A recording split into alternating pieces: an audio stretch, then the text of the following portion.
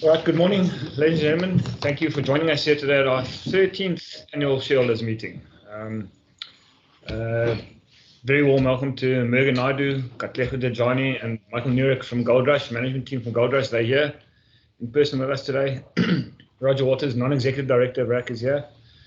And also a very special welcome to Dean Schweizer, our CFO, all the way from Switzerland. So it's very nice to have him here too. Yeah, so I think we've got some shareholders and directors present here, and we also have some people present online.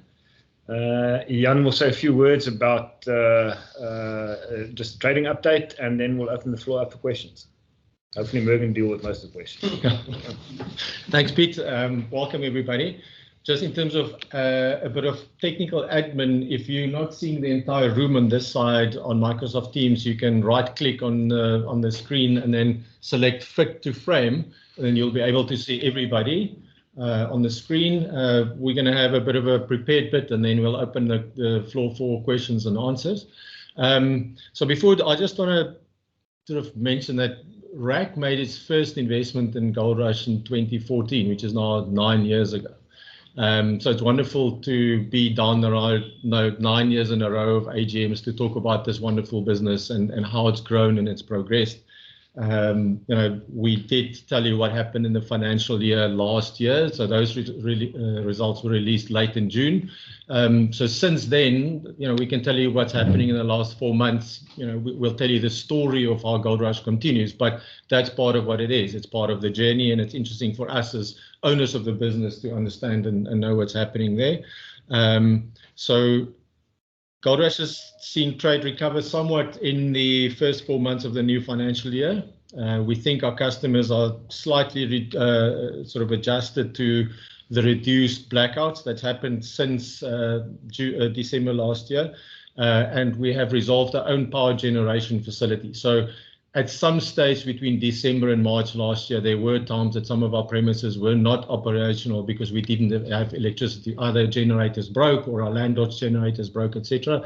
But as we stand here, all premises have electricity at all the time. The problem is that some of that electricity is quite expensive. Our experience is if you compare own generated electricity to what we buy from Eskom, the price is somewhere between 3 and 5 times more expensive. So obviously, the team's job is to make sure that we get cheaper electricity in those places and times when Eskom doesn't produce. Then both Bingo and ALPM divisions have generated revenue for the 4 months in line with what we experienced at the same time last year. And costs have been controlled by the team accordingly. So margins have been maintained over this period. The retail sports betting and the online divisions have done better than they have done at the same time last year. So if you put all of that together, then the group is slightly ahead of in revenue and in profit terms from where we were last year at the same time. So I think that's the formal bit that we wanted to make sure we get the information to all of our shareholders, even those that are not in the meeting today. So with that as a background, we're happy to open up and take some questions from anybody, either online or in the room. If you want to, I just need to change some technology here and then see if we can allow people to ask questions.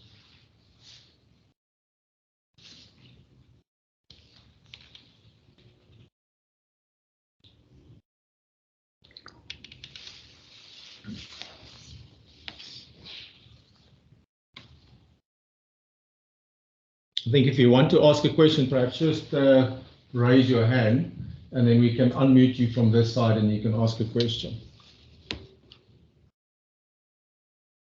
If there are any questions here. Pete, perhaps. Mergen, I mean, why don't you give us some color on while we wait for questions? Your question popped up.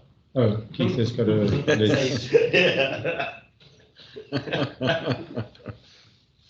Keith, I think you would be able to ask a question there.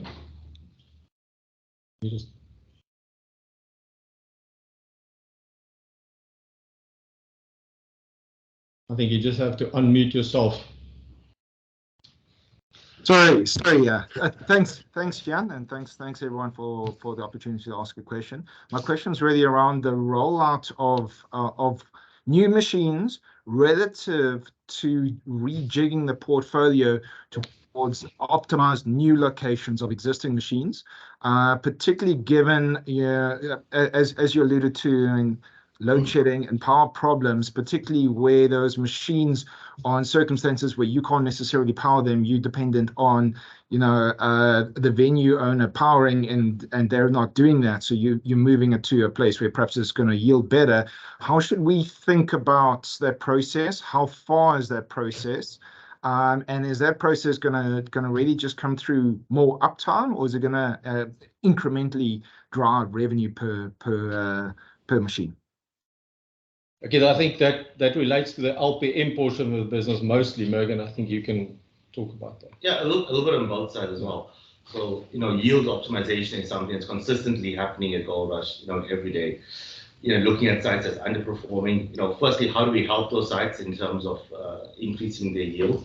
Either, us introducing a power solution for the site, obviously marketing that site, trying to increase the yield. In the event that a site does not work out from a revenue perspective, then unfortunately the option is to close on the site and relocate the LPM product. So that's an ongoing process over the last 10 years. Obviously, with load shedding, that's made the problem significantly worse than what it was in the past, because now you had sites that could generate revenue, but now with load shedding, it's causing it to be below our break-even margin. But it's something that's happening continually. Obviously, we've slowed down the roll-up pace now. So we're rolling out between 200 and 300 LPMs a year, concentrating a lot on the yield. And based on that, we should be at full rollout within 3 to 5 years. And then on the bingo side of the business, it's again, it's all about optimization, getting the right location for our bingo sites. And there we budget between 2 and 3 relocations a year if it is necessary. And we've got a project plan now for probably last us the next 5 years in terms of those relocations. And it's all about just optimizing that yields per machine we have out in the market. Super. Thanks very much. And if I can be cheeky with just one other question, in terms of the potential ban of smoking, now that's obviously kind of focused on casinos. Do you see any impact, positive or negative, on your operations? I mean, could it not drive people out of casinos into some of your LPM and bingo operations, or just thoughts around that kind of existential change in the sector? Yeah, so with smoking, it's going to affect the bingo and LPM space just as much as it affects the casino space. Maybe not as much, but it's going to be a significant impact on all our businesses. Especially when you have the advent of the online space growing at the rate that it does. If you now introduce a smoking ban, in the country, it's definitely going to have a devastating effect, not only on casinos, on bingo and LPMs. Maybe not so much the retail sports betting part of the business, but definitely on the bingo, casino, and LPM side, it'll be quite substantial. Is vaping considered smoking? Yes, unfortunately, vaping is also considered smoking. So when they say smoking ban, that means no vaping, no smoking, no nothing. And I think if you know a lot of smokers, and if you can't go out and have access to smoke when you go out, a lot of smokers would rather stay indoors and gamble online. Yeah. Thanks very much. Appreciate the opportunity to ask questions there, guys. Thanks. Thanks, Keith.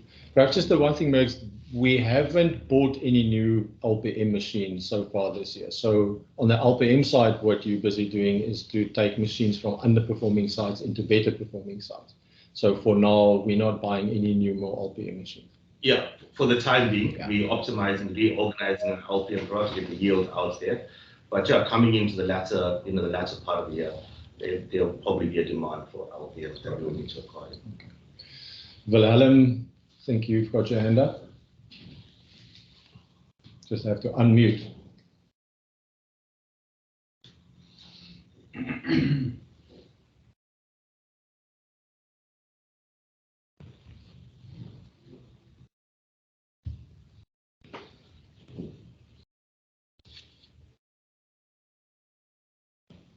But Alan, if you want to ask a question.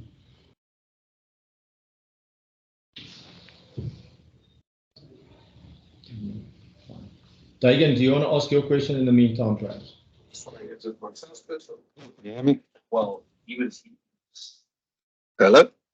Hello, Dagan. All right. Jan, perhaps just for you to start, we chatted not too long ago about smoking. Any changes to that legislative process since we spoke? We're not aware of any changes. I'm not, Megan, you guys are also close. We're not aware of any changes in the process. I mean, the bill's been sort of promulgated, and well, not promulgated, but Parliament passed it, or now it's in the public domain, and they're going around with that process. It's been around now for, I think, well over 10 years. So it hasn't really been much more momentum besides what happened in the last 6 But years. it hasn't gone to the National Chamber of Provinces yet. I mean, it still have to have all the public hearings before. I don't believe it's gone to any Congress yet. It hasn't yet. Yeah. If that's your question, Dagan, it hasn't progressed further than that. Okay. And then a second question, if I may, for Mergen. If your revenue for Bingo and LPM was in line with last year, given the cost inflation we've seen around the country, I would have expected margins to suffer. How were you able to maintain margins? Well, there hasn't been much incremental cost escalations in the last year. So most of our cost, escalations came in the last year. We restored salary, had the additional diesel cost. So this year we managed to maintain, operational costs pretty much on a flat basis, with not much incremental changes. I think besides inflationary salary increases, there wasn't much other major operational expenses. It means you must have saved costs elsewhere, because salary inflation and that would have obviously gone up, Yeah. No, 100%. I mean, cost efficiencies are always an ongoing process in Gold Rush. So, okay. Thank you.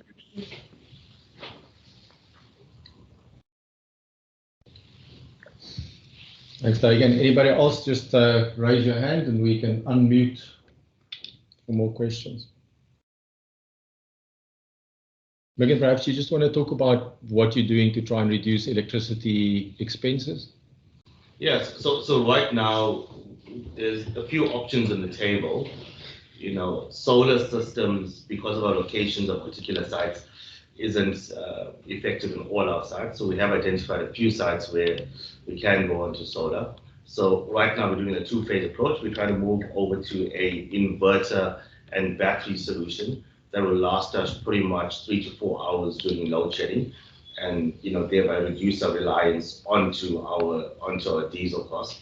So from our calculations, that'll be more cost efficient than operating off generators. And also the solution is to latch on a solar solution onto those inverters and batteries, which will then also assist with the cost savings as well. Because of particular locations of our sites in shopping centers, it's not as easy as one would expect, but yeah, I think we're getting there. So we should finish our trials hopefully by the end of the year, and we'll have a much better understanding of the way to move forward with our inverter and solar solutions. Thanks. Willem Hertzog sent his question through. He says, if I look at Gold Rush results compared to the listed peers, it seems like Gold Rush have struggled a bit more than the others. Is that fair comment? And if so, why or why not? I don't think so. So if you look at comparative periods of our listed competitors, we're not really looking at the same periods like for like. So I think that Gold Rush now is I think significantly up on pre-COVID, subject to correction. I think 15-16% up on pre-COVID. A lot of the guys now in the listed market comparing results compared to the prior period and not pre-COVID. So I think if you look at it, pre-COVID to post-COVID, like for like industries, you'll probably find that Gold Rush is actually producing a better return or higher top-end return than our listed counterparts. I think the Gold Rush and Tsogo results were March to March. I think those are comparable. Sun International released December results, so in their numbers you didn't have the January, February, March effect that we had experienced. So I think if you read the commentary from Tsogo and from Gold Rush, we see similar experiences in those two sets of results for Alan. So I think coming into next year's results, everyone should be pretty much comparing for like periods. I hope that helps and it makes sense. Yeah.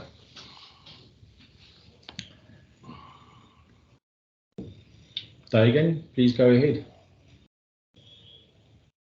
Yeah, Megan, if I may, pre-COVID, there was always a group goal to get this 500 million EBITDA number. What do you think needs to happen to get there?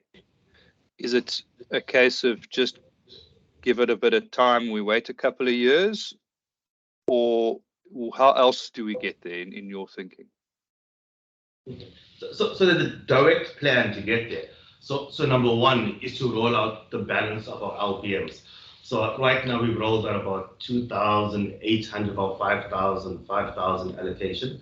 So once we just do the 2,800 or 5,000 allocation, that's a significant portion already towards that 500 million. And then already over the next 5 years, we've got certain relocations in our bingo properties to optimize return on those machines and those sites as well.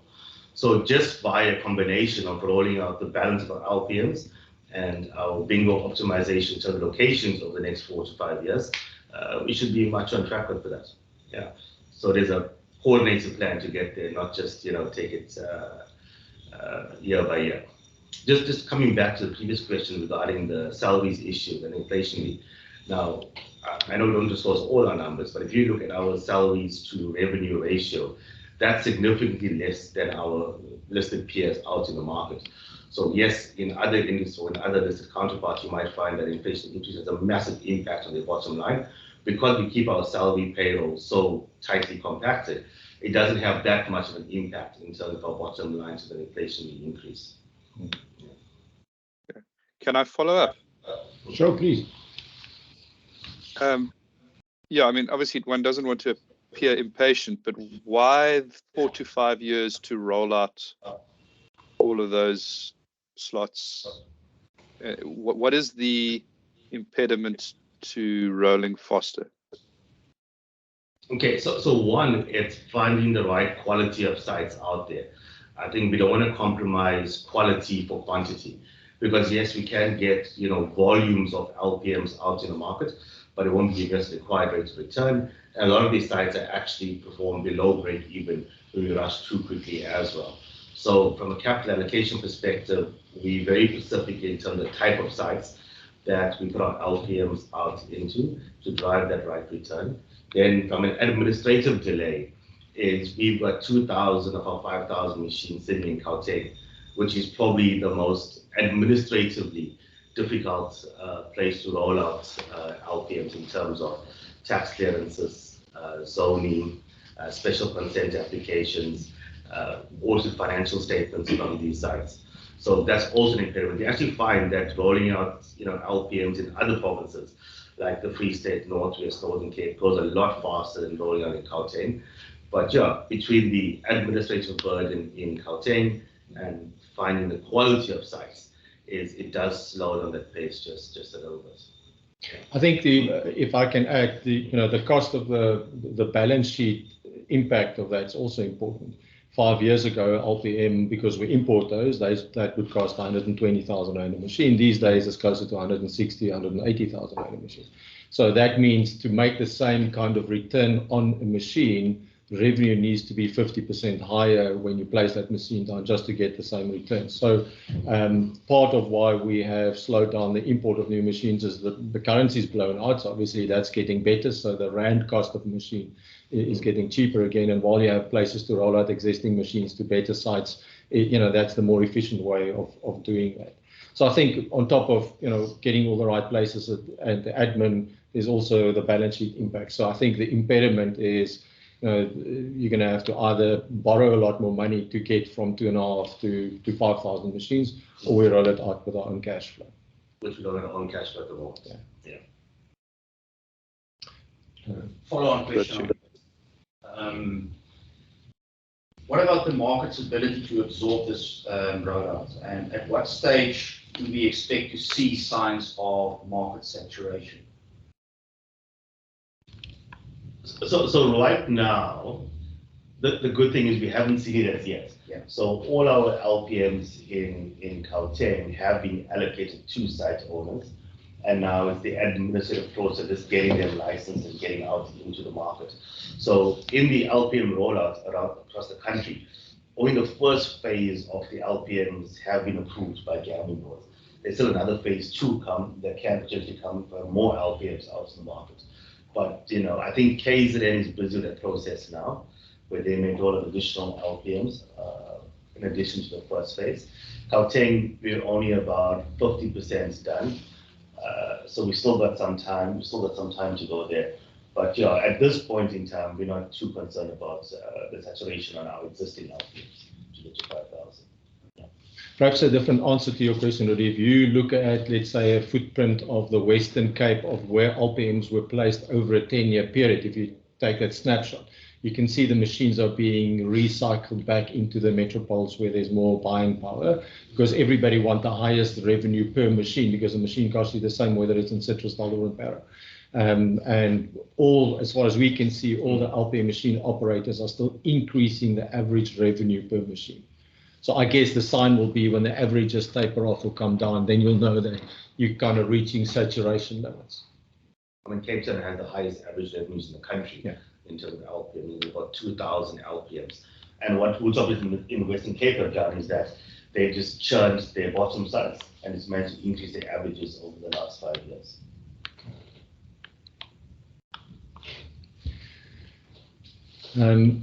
Dale Feinberg has asked, how has higher interest rates impacted your priorities on capital allocation?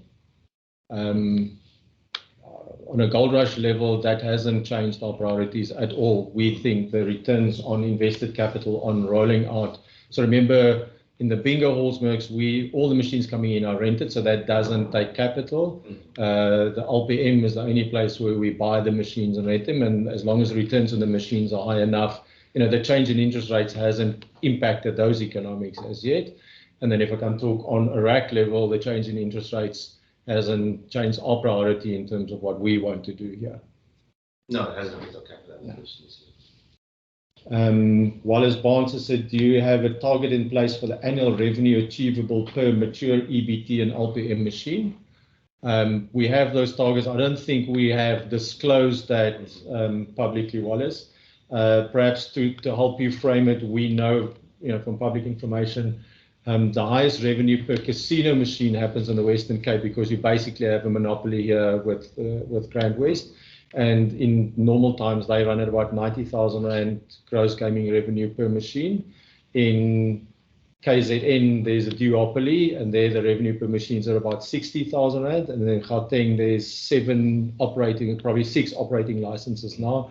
And there the revenue is closer to 40,000 Rand a machine. Now, we know that bingo machines unlikely to achieve casino, well, not monopoly Western Cape, but we can aim close to the Gauteng bingo machine numbers, casino machine numbers over time, and we're slightly over halfway there.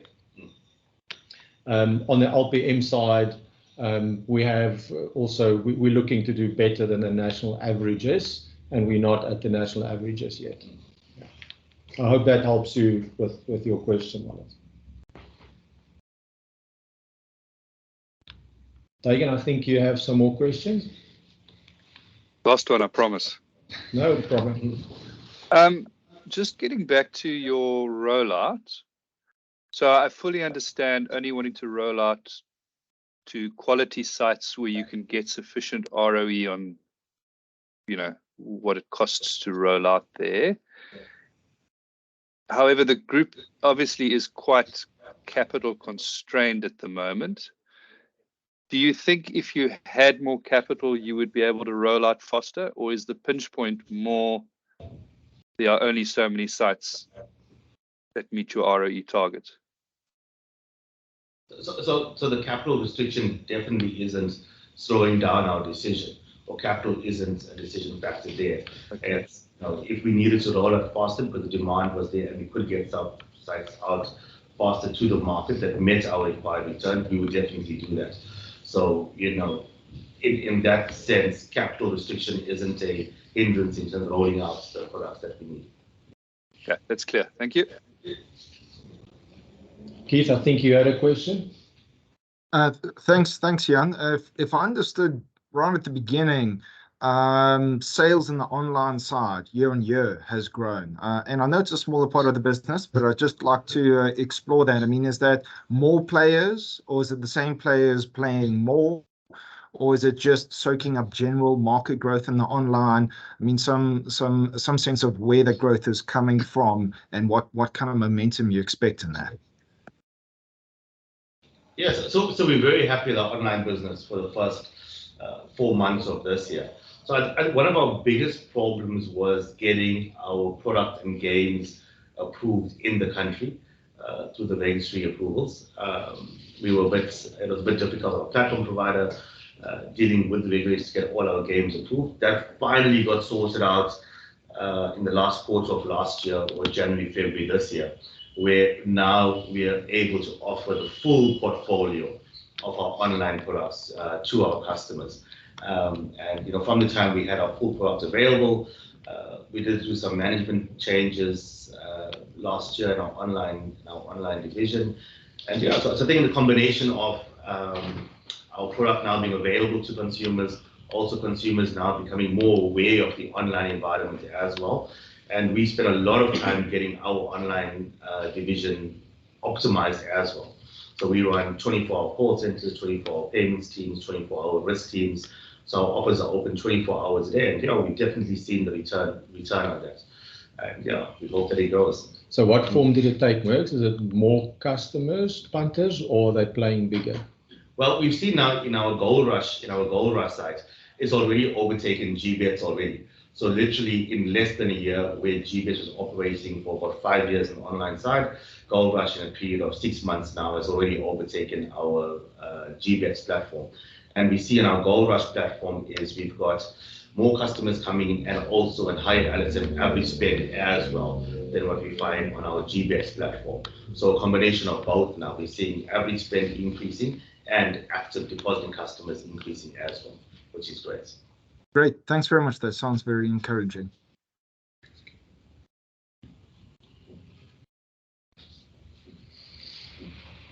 It doesn't seem to be. We'll give some time for more questions. Is there perhaps anything that we haven't asked that you want to highlight? I think we've covered everything.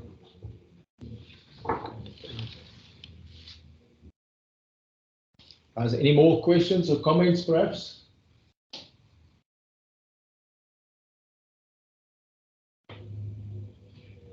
Wallace has asked, what is the normal CapEx level needed to sustain the operations for Gold Rush? So maintenance CapEx, Merks? Maintenance CapEx, off the top of my head. With replacement capital, because of the rollout in the LPMs, our capital is pretty much matching our depreciation.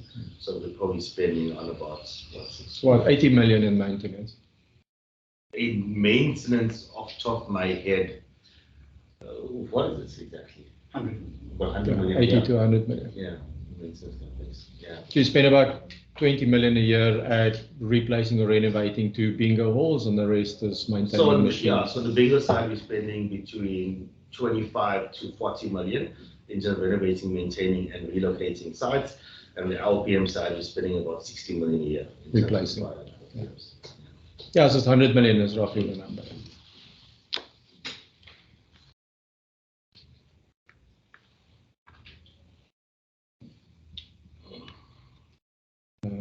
Luca, let me just... Luca, do you want to go ahead with your question? You just have to unmute yourself, please. Hi there. Yeah, thank you. The main revenue driver obviously being the bingo, and to my understanding, it's all physical bingo halls. Is there, I guess, a desire to get some online bingo going and the license requirements for that? So right now, there's interactive online gaming is not allowed in South Africa. So that will include, casino and bingo as well. So the only allowed online gaming is fixed odds bets. So even though if you go to an online site, it may look like an online casino in terms of the instant games available and the betting on the table games. Right now, all those bets are fixed odds bets and complies with the Sports Betting Act. So yeah, I know there was legislation out about 13 years ago to look at legislating online gaming, and that hasn't gained much traction recently. So definitely all betting right now is all fixed odds bets. Okay, but is there not solutions that allow for fixed odds bingo? We haven't come across any as yet. So it's very tricky in terms of, what can be allowed in the online space. Like, for example, poker at the moment now, you won't find, anyone offering poker online. And that's because no one's managed to come up with a game that meets the fixed odds related to poker, and with bingo as well. Because, bingo is more of a pool game where you hold back a pool and you pay out the dividends. It doesn't as yet meet the definition of fixed odds, and hence why you won't find those two types online as yet, poker and bingo. But we would love it to happen soon. Yeah, online bingo is a very popular game in other parts of the world and very profitable. Does it help, Luca? Yeah, thank you. There's more question. Wallace Barnes asks, with the increased competition in the online gambling space, do you believe it is necessary to increase your marketing and growth investment into this business? Do you believe that you need to be one of the bigger online sports betting companies to make money? Oh, you like this? As you can gather, there might be more than one answer here. No, you'll get different answers depending on who you speak to here. My personal view is that I think it's something that we should be concentrating on, something we are concentrating on. Yes, we have to increase our marketing spend to get our brand awareness out there. Definitely a focus area for us as well. But yes, the competition is huge as well. I mean, we've got operators from around the world with years of experience with their own technology. So, competing in that market is definitely going to be difficult. But I also think that, we have a unique sense of understanding our market as well. That does give us a little bit of benefits in South Africa. And, unfortunately, there's more and more online people coming into the environment every single day. And unfortunately, people that are coming into this market are people that have experience and they've got big marketing budgets, as well. So we as Gold Rushes, we're trying to box smart in terms of how we drive that online business, how we compete there. And I think, over the last couple of years, we've done a good job in growing it with the limited budget that we have. I think if I can do a bit of business school maths here. So it costs us a certain amount of money to get a customer to deposit 1,000 Rand with us. And then we know once someone joins up how much money we expect to make from them. So that ratio of lifetime value of a customer to your cost of acquisition, that's in many businesses you can compare that. Now, we know that any business where that ratio is more than 4 times is quite a good business. But if that ratio is under 2, then it's a bad business. So Megan and the team have been able to move our ratio to above 2, but it's not at 4 yet. And as long as other people are spending lots of money on customer acquisition, it costs us too much to acquire customers for their lifetime value. So when that return on our investment starts increasing significantly, then it makes sense for us to put more money down on marketing and getting customers in. But our experience is that marketing expense is basically capex. I mean, if you stop it, the revenue drop as well. So it never goes away. You can't say, well, let's run a campaign for 50 million Rand and then everything's fine for the next 5 years. As soon as you turn down the marketing machine, then customers go somewhere else. Right? So that's the stats that the guys are watching on the back end, Wallace. And our sense is we can't tell you it's difficult. I mean, we wish that it changed sooner. But at the moment, the online business is reinvesting all the profit it makes into marketing. So it's growing of its own accord, not with outside investment. And when those returns increase, and I think there will be a time when it happens, then we can put more money in from the center to help it grow faster. But it's difficult because there's lots of other people that see the same opportunity. And there are so many, I mean, if I have to guess, there's at least 50 licenses in the country now where people offer online games and there must be at least 10 of those that are really credible competitors of ours. No, you're 100% right. So the problem we have is that the more money you put into marketing, the cost of acquisition actually increases. So you don't get more customers and keep your average cost per acquisition the same. So our job is now to get that optimization right. Once the optimization is right in terms of cost acquisition and it doesn't increase the more money you put into it, then we start driving their business even more.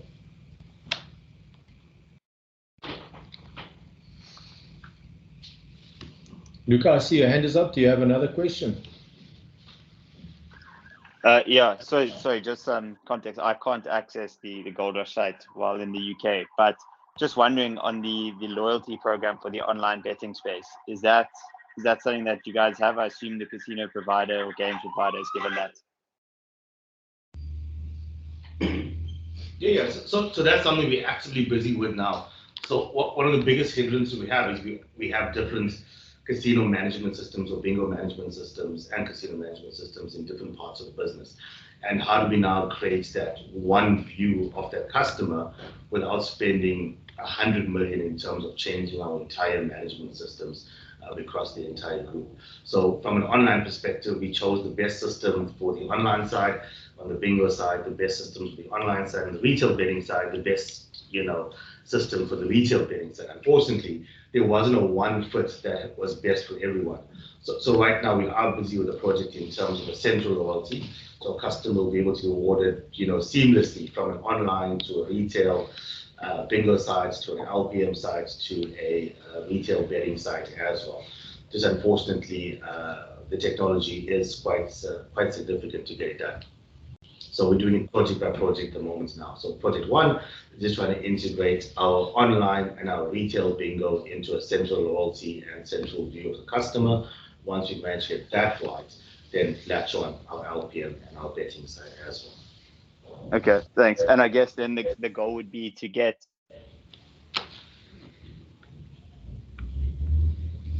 on either sportsbook or just casino games. Sorry, Luca, can you just repeat that? We missed there for a while. Sorry. I guess the goal from the bingo side, when you take the customers from bingo, which is obviously, I assume, a bigger player base, to move them onto the online or sports betting side. Yeah. I guess the ultimate goal is to keep them within our ecosystem as priority one. So if a customer, plays in our bingo environment, that they have the option to play on our online environment as well, and not playing with another online, operator, and vice versa as well. If we manage to acquire an online customer as well, is making them aware regarding our retail presence. So yes, one is growing the entire ecosystem and also seamlessly moving customers between retail and online, just keeping them within our ecosystem. Just on that one, you might find slightly different angles on views on that answer as well, because when you compete online, you compete with a whole different group of people versus physical location. So someone that lives in Bedfordview, if they want to go to a physical gaming operation, there's only one bingo and a casino close by. Whereas if they go online, immediately they can pick out of 20 different ones. So we believe there's a massive benefit to having the land-based gaming positions. And for the people that come to your site somewhere close to Bedfordview, to get them to take online, it's more difficult to keep them with the brand. Because the reason people bet with people online is ease of operation and whether they trust the brand, whether they'll get the money back. And that's part of why Merz and the team is spending a lot of money on above the line advertising. Those of you living in Gauteng, taking the various highways, and in the next few weeks, if you drive down to KZN, you'll definitely see Gold Rush more prominent, and you'll hear Gold Rush more prominent. And part of that is to increase the brand, and that helps on all parts of the business. Yeah, I mean, the number one reason, I think, a couple of surveys that in terms of why does this particular consumer bet with a particular online brand, and it's found it all relates to brand trust. Do they trust that brand that they're betting online with? And so for our main focus now is to get the brand out there, create that brand awareness. I think the Gold Rush brand is well known. It's a trusted brand. It just now becomes more widely known. But perhaps sorry, Del, carry on. Oh, sorry. Obviously, I can see if you watch any sport team, the amount of money that any casino or sports betting place is throwing at these teams. I mean, you haven't even heard of some of them, and they're sponsoring Premier League soccer teams. It's kind of crazy. But if you look at just, I guess, the most efficient use of your marketing spend, would it not be to take your current player base in the physical casinos and offer them incentives to get them playing online when they're not at the casino, when it's not open, or just in their downtime? Or let's say you win at bingo, you go home, and now you put the money straight back into a Gold Rush online site. Is that surely that would be an easier and cheaper conversion? Yeah, and that's our core strategy in terms of continuously informing our retail base regarding promotions we have online and vice versa as well. So definitely 100% right. That's our primary strategy, and obviously to grow additional customers in terms of the above the line advertising that we do. Okay, and sorry, last one on that is just the legality of taking the data from your, let's say, bingo players and then hitting them with emails to Sportsbet or Casino Bet online. Is that something that's fine? Yeah, so it's within, as long as it's within the Gold Rush Group, Central Gold Rush Group, within our T's and C's, and having the ability to cross-market between our various portfolios to our consumers. So when you're a customer of Gold Rush, you're a customer of Gold Rush in retail and online, and any other divisions we have within the group. Okay, thank you. Yeah, perhaps just again to sound the alarm on that one. You know, the one thing that makes gambling a fantastic business is that the propensity to gamble is genetic, we believe, but it also means that, you know, there's other habits that come with it. So we have tried in the retail sports betting stores to convince our customers that come in there to bet online. And it's safe to say that we haven't been able to convert people to go online to the extent that we thought we would, because that the habit of coming in, placing the bet, speaking to a human being on the other side of the teller, that's a very strong social element to that. So just on that, I think, Luca, the ability to convert someone that's comes to a bingo hall and just say, well, let's just tell them about the Gold Rush, that's their website, and they go and bet online. There's behavioral stuff that has to change over time, and we're still learning how to do that. I don't think it's an easy thing to just do. We find that most of our customers do play online as well, and we find it more with our younger customer generation. So you find the older customers, they prefer the social environment of gaming because you're walking into retail betting sites, and the younger consumers coming out, they're a lot more flexible in terms of playing online and playing in the retail environment together.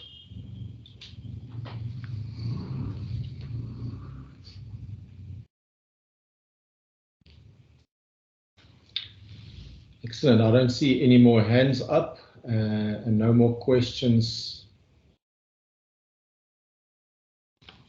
Nothing else. Last call. Any more questions or comments? Okay, I think with that we can close the meeting. Thank you very much for attending both online and offline. I would like to encourage you at our next shareholders meeting to actually come in and visit us here in the offices. I mean, Mergen, Katlego, Michael, all down here. You can interact with them, and it'd be nice to receive you here in the RECM offices. There's some nice snacks here as well for those that have come. So thank you very much for that. And finally, I'd like to just thank Mergen, Katlego, Michael for all the hard work they've put into Gold Rush. We are very proud of our association with the business. We think there are times when a business needs to show its resilience and other times when it needs to show its growth. Gold Rush has grown up from nothing to a fairly substantial business and is now showing its resilience during these hard times. And we think, as you can hear from the answers to the questions, that there is still a path to growth in the future as well. So thank you very much for all the hard work, guys. Thank you. Absolutely. Thank you.